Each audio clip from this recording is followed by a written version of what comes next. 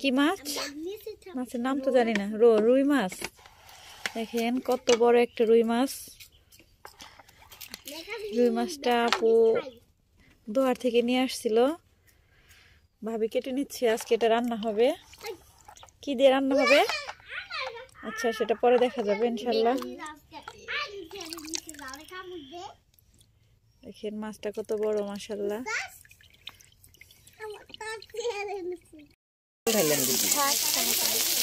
এই যে মাছটা কাটলো রুই মাছ, এখন এই মাছটা এখন এই যে ভেজে নিচ্ছে মা।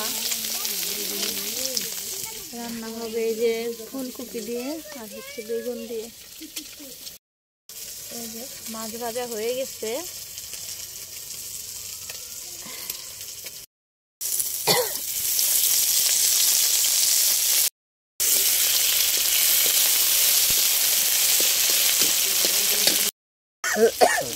এখন মা মশলাগুলো দিয়ে দিচ্ছে এক এক করে। মরিচের গুঁড়ো, লবণ,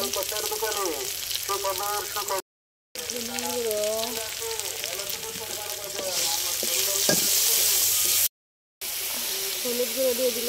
এখন মশলাটা কষিয়ে নিতে হবে। একটু পানি দিয়ে দিচ্ছে যাতে মশলাটা পুড়ে না যায়। বেগুনগুলো দিয়ে দিল মা। ঝোল রাখা হবে না, এই জন্য বেগুনগুলো এভাবে কেটে নিচ্ছে। মাখামাখি করে রান্না করা হবে।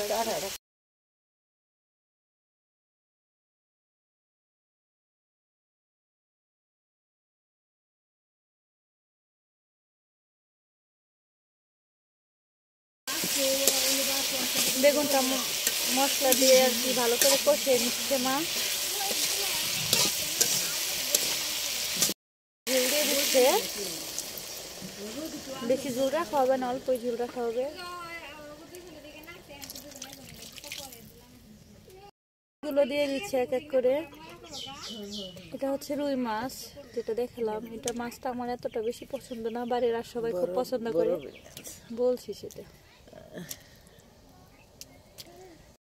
একটু ধনিয়া পাতা দিয়ে দিল ফ্লেভার হওয়ার জন্য। একটু নাড়া দিয়ে দাও, আলতো ভাবে নেড়ে দাও, একটু ভেঙে না যায়।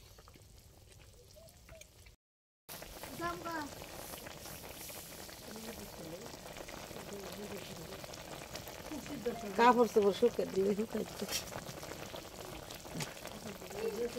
এই যে রুই বেগুন রান্না হয়ে গেছে, এখন মা নামিয়ে নিল। এখন এই যে ফুলকপি রান্না করবে, আপনারা সাথেই থাকুন। রান্না করবে ফুলকপি, মশলাগুলো দিয়ে নিচ্ছে।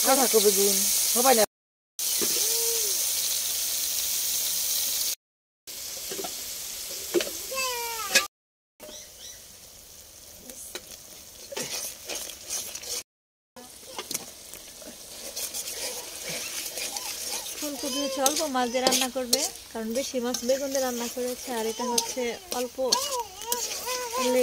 কাটাকাটি দিয়ে আর কি ফুলকপিতে রান্না হবে।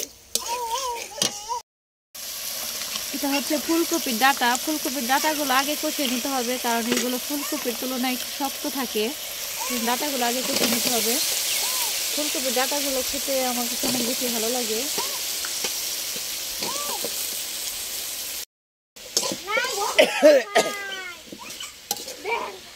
কষিয়ে নিতে হবে।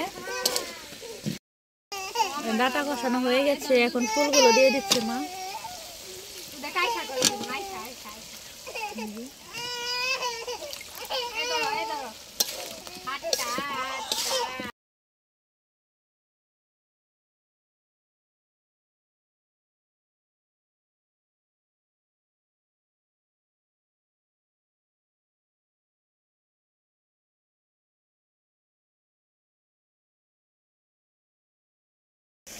আজকে রুই মাছ বেগুন দিয়ে আর হচ্ছে ফুলকপির তরকারি দুপুরে খাওয়া দাওয়া হবে। ভালো থাকবেন, ধন্যবাদ সবাইকে, আল্লাহ হাফেজ।